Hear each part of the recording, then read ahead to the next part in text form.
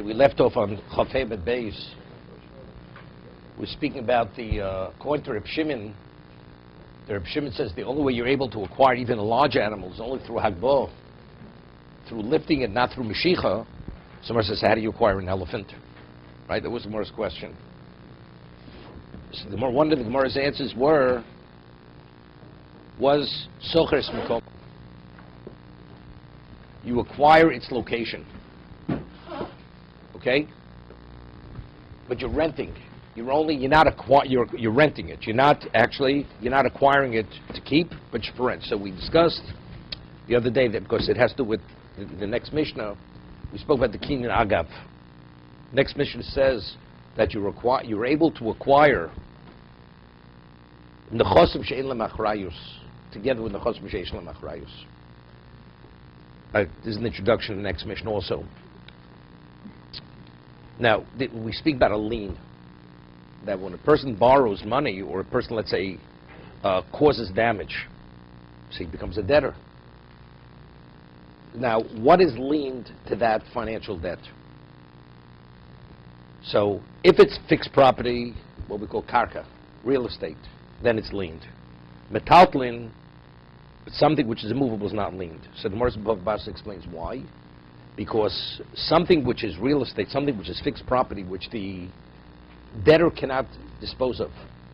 So the lender, when he lends him the money, he relies on that property as security. That's called a secured loan.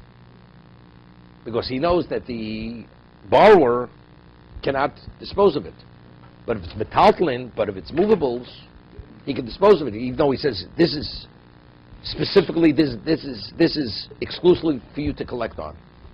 I mean, the lender, does he really have that sense of confidence that it'll be there when it comes time to collect? Property knows it's there. So therefore, fixed property is called Nechos M'Sheish Lam Achrayus. Achrayus means reliability. Fixed property, there's reliability. Metaltlin, movables, there's no reliability. Because the borrower, the debtor, can dispose of it. So the Mishnah says that you're able to acquire fixed property with Keser Shtar and Chazaka. It's the next Mishnah coming up. You give something a value, you acquire the property. You give a deed, you transfer the property. Chazaka, Rashi gives a number of examples. You change the lock, you dig in the property, you put up a fence, whatever it is. That's demonstration of ownership. That's Chazaka. A person has movables in the house, and you purchase the house with a deed, although if you want to transfer movables with a deed, you cannot. Because movables can only be acquired through Kinyan Chotzer, or through Hagbor, or Meshicha, depends what it is. But if it's done together with the house, with the fixed property, we see it's subsumed as part of the fixed property, and it's one act of acquisition. You acquire the deed, acquiring the movables. It's not Kinyan Chotzer. Does there have to be a separate document that says... No, it just says in document. I am transferring the house and all its contents. But it wouldn't say all its contents. No, so that you're only selling the house. Then, but not because the intent of the seller is the house and not the contents, right? It has to be specified. Okay, like we can discuss a case. The Gemara says in Bava Basra Mishnah, if a person sells a field and in the field you have a storage pit, are you selling the pit? Or if there's a well, are you selling the well? So there's a whole discussion. When a person sells something, does he sell by yofer? Does he not sell by yofer? Does he sell it in the most generous way? Or let's say there's an easement. The only way you could get to the property is he selling with the easement or without the easement? Or you have to pay extra for the easement. But let's say you give a gift. You gift something. It's not where you're selling it. When you're giving a gift, it's out of the goodness of your heart. When a person gives a gift, it's buying yofer. He does it in a more generous way. So when a gift, there's more included in a gift, although it doesn't specify it, than when you sell something. I sell for money. So what I specify, I'm transferring. What I don't specify, I'm not transferring. So we have a discussion. Buying yofer, is he generous even when he sells or not? But gifting, definitely not. Be discussed. So I'm saying, a person sells a house, he doesn't normally sell with its contents. So therefore, but if he specifies the house with all its contents, what caused the transfer of the contents? The shtar.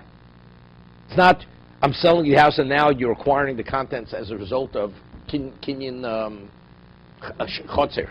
Since now the contents are in your domain, you acquire as a result of your domain. No, it's one act. It's all done simultaneously. One second. So over here, so we discussed on before we had the break, we discussed the Shitas Bala'iter, that you can only transfer property only if the property is going to be permanently yours. But Kinyan Chotzer, it's not your domain if you rent the domain. Meaning, if you rent a house and something falls, or a courtyard, something falls into the courtyard, according to the position of Bala'iter, you're not going to Kinyan Chotzer. The courtyard has to be permanently yours. But if you only have usage rights in the Chotzer, that Chotzer does not have the capacity to acquire on your behalf. So they ask, so how do we understand this? It says the elephant, you rent the location. So the answer, it's not Kinyan Chotzer, but rather it's Kinyan Agav. That the money you give for the location, you're giving for the elephant also. You're giving for the elephant. Okay, that's what the answer, to answer the Bala'iter. The Rishonim answer this. But they ask a question, there's a position of the Shach. The Shach's position is, we speak Kinyan Chotzer. How does the Chotzer normally work? A woman has a courtyard, the husband throws a get into the courtyard. So she's divorced. Of course, we see the courtyard, her domain is an extension of herself. An ownerless object falls into a courtyard, the courtyard acquires. What about if you have a courtyard, and I sell the courtyard to a person, and there's something already contained within the courtyard? Does the domain acquire on behalf of the one who owns the courtyard? The Shach says, if the domain is yours and something now enters into your domain, that's when Kinyan Chotzer acquires. But if it's been previously in the domain, and I transfer the domain does not acquire. That's the position of the Shach and Choshim Mishpat. Wait. So they ask, so according to the Shach, same question. So even if you say that a rented location, you can have the ability, it has the ability to acquire on your behalf, that's only if you own the domain, you rent the domain, and subsequently something enters. But if at the time that you rent the domain, there were things in the domain, you don't acquire. So that's the case of the elephant. How do you acquire the elephant? According to Reb Shimon, you can't lift the elephant. So our answer is you rent its location. But the elephant was previously in the location before it became your domain. So you have the same question on the Shach as on the Bala'iter. Same question. The answer is the same answer.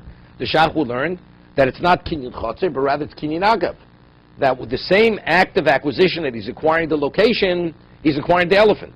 Because we see the movable subsumed by the domain itself, which is fixed property. So the Kinyan Kesef, as it acquires the location, it acquires the elephant. You rented a apartment, another bill there under the bed. According to the Shach.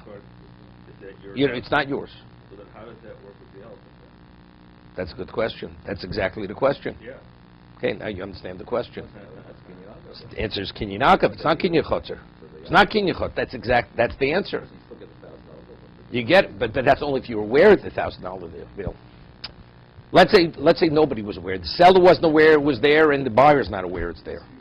Right? Like the case which we shown discussed above Mitzia.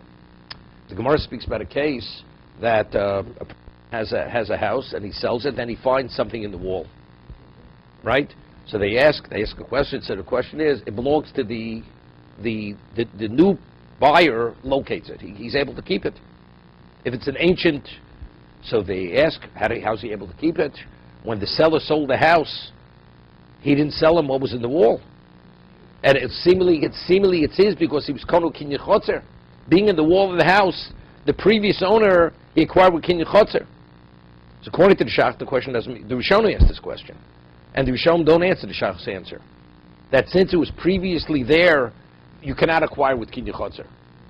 Right? They answer because Kinyan Chotzer only acquires something which, minimally on a theoretical level, it can enter a person's mind that it would enter into your domain. But something that it's the most far-fetched thing that should ever happen, Chotzer doesn't acquire on your behalf. So that's the treasure in the wall. Right? But according to Shach, the question is not a question. Because since it was previously in the domain doesn't acquire on his behalf. So the question is not a question. But how do we answer this question? If the elephant was in the location when he transferred the property, Kinyan Chotzer cannot acquire. The answer is it's Kinyan Agav. That the same act of acquisition which acquires the property to rent, he's acquiring the elephant. No, you don't need the kinag. The seller doesn't know what exists. The buyer doesn't know what exists. Right? What kind of the buyer? How does he know this treasure? No, it says he found it, he takes it.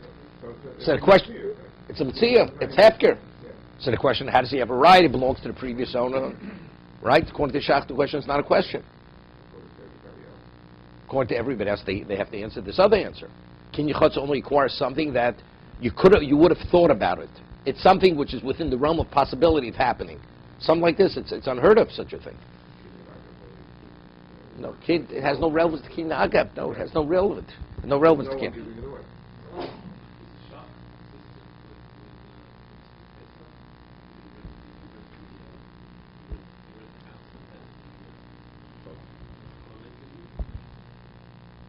You may not be in violation by Motzei, but rabbinically, wait. But rabbinically, you'll have to, because the Sheva Yovel Ochlo, they're two separate things. According to Shach, you will not be in violation by Motzei. You're not acquiring. But anyway, you wouldn't acquire it. And you have to say in either case it's Drabanan. If I acquire something, do I want to acquire something that's a detriment? Let's say chametz falls in my domain on Pesach, right? Right? We could say with certainty, I'm not interested in it. Right? Rabbinically, you have to take it out, but on the Torah level, you're not in violation by Yemot.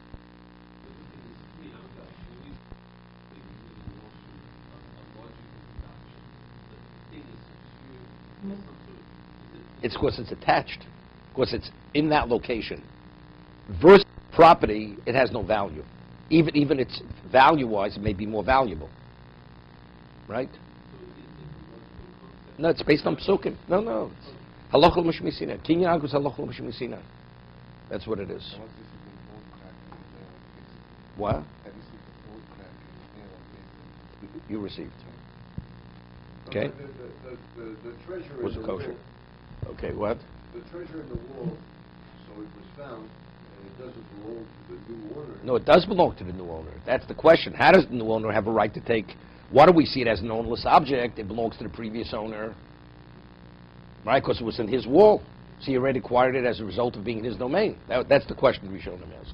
Because even the previous owner didn't know about the treasure, and That's the answer. That's the answer. Nobody acquired it. Because a domain only acquires it something which theoretically you would, if it would happen, you would want it to acquire. But this is not even on a theoretical level. it could be 10 generations of owners. Now, once the wall's open, the man sees it, he's kona.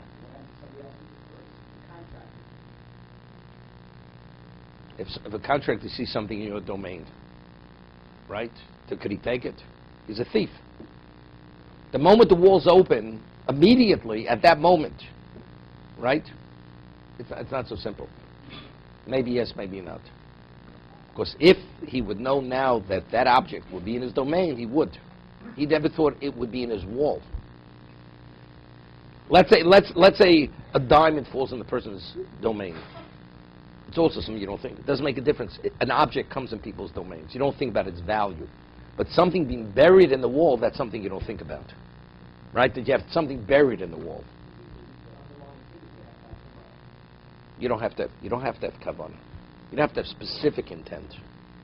It's within the realm it has to be within the realm of possibility. Okay, let's go further.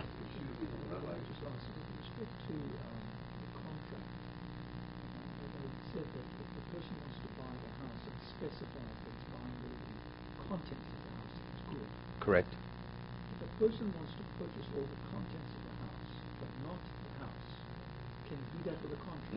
No. So why does it work? And we said it has nothing to do with the domain. It's not the domain. Firstly, it's not his house. So why does it work in one case and not the other? So we explained. Anything, when you purchase the fixed property, based on a pasuk, the Torah says, anything which is contained within the fixed property, everybody agrees. If it's on the property itself, we see it subsumed by the property. That's called property, fixed property. So when you're purchasing the fixed property, anything that's associated with it assumes the status of fixed property. If you're purchasing the movable, Torah says a document, the contract cannot acquire a movable. You can't acquire it. But the document has to say that The house with its plus its with its contents, correct. and then you have to fall onto another concept. But it's not chotzer. It's not as a result of it because it's in your domain. It's the acquisition. One acquisition is affecting two things simultaneously: the house and its contents. That you're coming to a different concept to make that work. If you're saying that a document cannot acquire movables, Why? because the Torah says Because that, it's seen as a movable. Because you see it as a movable. But when movables identify with a fixed piece of property, you don't see it as a movable. You see it as part of the fixed property. is this a logical concept? No. Zeres HaKosov. It's based on the pasuk. Based on There's going to be an argument in the Gemara. It's machlokes tanoim. What about you want to transfer property with movables which are located elsewhere? That's if it's called svurin. If it's on the property, nobody argues. You're transferring property, and the movables are not contained within the property itself. They're elsewhere. You have merchandise in a warehouse, and you're selling a piece of property, right? The warehouse, it's not your location. It's not the domain's not your domain. And I'm selling this piece of property plus the merchandise located somewhere else. Could I do one act of acquisition to include both? Although the merchandise are movables, not inside. it's not inside the property. How would that It's a that's kinyan, because the Gemara says the whole world is like one extensive, it's one continuous piece of property. So because it has some degree of association, you could one act simultaneously could actually transfer both. is that a logical No, Zeres HaKosov. also? There's all what the Torah says. If you own the private company, rent the house for 4 minutes, and do it in the That would be similar to the elephant. That's the elephant. No. Kinyan Agav, for sure it's good. There it's when Kinyan Chotzer it doesn't work. Kinyan Agav I want. I'll rent it for a moment, and the act of renting for the moment, I'm transferring all the contents. It's not, she should not divorce, according to the Baal Liter. That's a Das Yochid. Rabbi, if one throws the get into a woman's domain, if she, one is not aware of it, secondly, she's illiterate, It's irrelevant.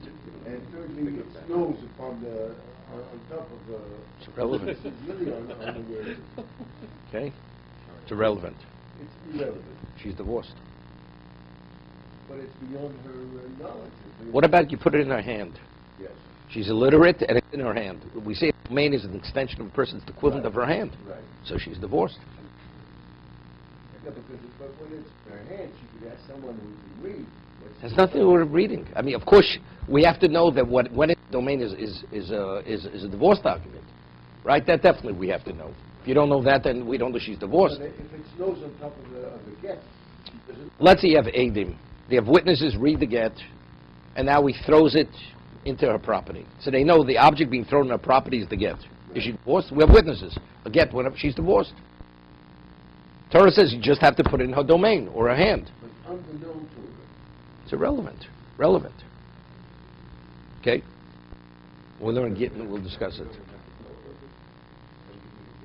No. She's out of town. He throws it into her courtyard. She's divorced. If I purchase a house, and on my moving date, the previous owner didn't move out all the movables, and the day that I'm moving the bill, It depends. I say that they belong to me. Wait. It depends what it said in the contract. Fine. No. Set in the house. Usually said, but there's certain givens. All it depends what the given is. What's understood. It's understood the moment you move out. It's understood that whatever is contained in that domain from a certain hour going forward belongs to the buyer. So that's it. It says, I mean, we don't have to come on to Kinyan Agav there. Kinyan Chotzer. The domain would acquire on behalf of the new owner of the residence. The seller, slowing that down, just didn't have the time to get So then my that- truck to come up and... So it's questionable. Depends what the given is. If the understanding, I said just too bad. if the given is that anything from the time you move out left, it belongs to the right, it's his. Right, it's irrelevant what he claims afterwards. Let's say he leaves all kinds of garbage. We're supposed to take it out. He says, well, if it's uncertain, that's his, has to pay for the removal of whatever has to be removed. That's not so because you can come into a concept area of... On Saturday. and also it's disowned Who's disowned it? the seller. Of course he disowned it, but the buyer doesn't want to acquire. Well, has a responsibility. No, he doesn't want it. The buyer doesn't want his refuse. I understand he doesn't want it, but... No. The seller has to take it, regardless, because that his obligation was to remove it before the 8 o'clock deadline. But here it goes the other way. The understanding is whenever you sell something, by the time you move out, everything otherwise belongs to the new buyer. If that's the understanding, even it's not in the contract. The new buyer owns it. Depends what the understanding is. And it's not the understanding, it has to be written in the contract. So what, how is it Okay. Why can't it be according to the Shach? That's according to the Shach. So that you have to say it could be originally based on the original transfer, the deed.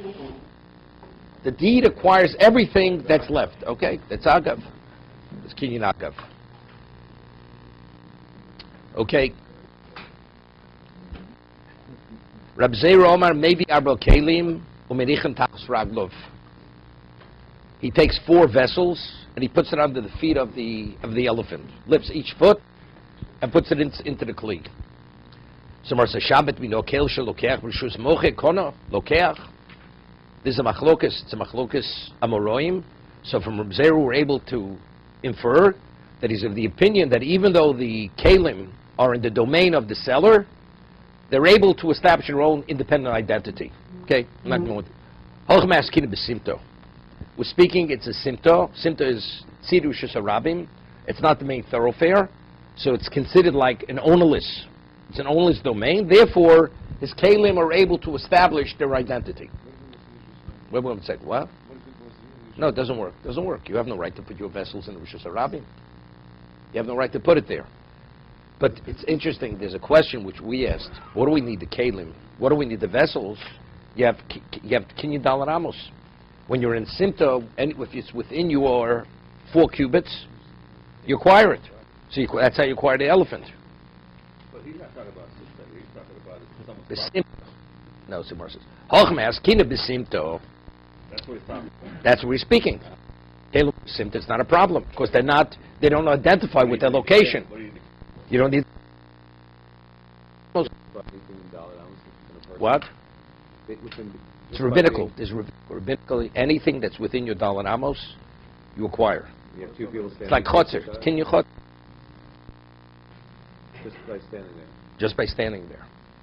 So what happens if you have 2 people? Right next to Okay, that may be a problem. Right. Okay, but let's say the buyer sell it could be yours. I have no interest. Right. But it's interesting. There's a question they asked. It's a machlok shishonim. Some say that the only time kli is kon, it's only what's contained in the kli. With the kli. So if you put a vessel under each of the legs of the elephant, right? So its feet are within the vessels. But what about the mass of the body mass? It's not. It has to be. They cited from the Nesiv Samishpat. The Nesiv says when you acquire with a kli, it all has to be contained within the kli.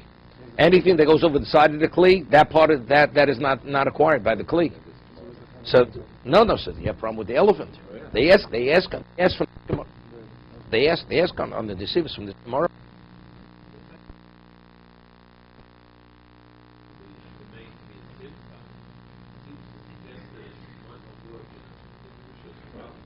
No, it doesn't, definitely, but the question is, what do I need the kalim? If it's a simta, you acquire with Dalan Amos. Unless seemingly, Hochmas Kin is on Reb Zeira. Prove the kalim are in the simta. If they're a simta, I don't need the kalim. Simta, you have Dalan Amos. Inam mechavilas moros. Okay, this we have 2 minutes. It's speaking about he has bales of twigs. right? So we discussed Rashi last week or the other day. Rashi says that what? That he created a ramp and he took the elephant up the ramp. And the ramp was 3 tvachim high. So once it's 3 tvachim, it's no longer lovud. It's no longer identifies with the ground. So therefore, it's the equivalent of Hagbah. He caused the elephant to go up 3 tvachim. Okay? He drew the elephant up 3 tvachim. So they ask questions on Rashi. They ask questions. Tosas asks, what do we have to speak about? They were bales of twigs. What if it took stones? So evidently, seemingly the material is essential to the answer of the Gemara. According to Rashi, what do we have to speak? Bales of twigs. So they say, dochik. It's more available. It's easier. Stones you have to heavier. Whatever it is. But they ask another very basic question. What about if the topography of the ground, you have an elevation? And the person leads the elephant up an elevation. It's part of the ground. Yeah, so then it's not a question. So what kind of Hagbah is this? But this is he's putting it down. He's creating Doesn't make a difference. So now it's bottled to the karka. It's batil. It is batil. It is part of the ground. Single, it's batil. What? Why is it part? So, but if the Rishonim asking them, so what they're going to argue, is it batil? It's not batil. Right? So evidently the base of the question is that it is. It's subsumed by the ground. Anything that you put there, What? anything that you put in there subsumed by the ground. So Seemingly. then how's Gemara? So Rabbeinu B'Shalom learns a different shot. It's not the Hagbah is we actually hold the twigs above the elephant. It's elephant fodder, and the elephant jumps. And that's where Rabbeinu B'Shalom learns the case. It's not. He doesn't jump. No, it's where it does jump. An elephant can jump all 4 feet off the ground at one time. Exactly. That's pretty good. Okay? You didn't go to India yet. You have to go to India. Okay.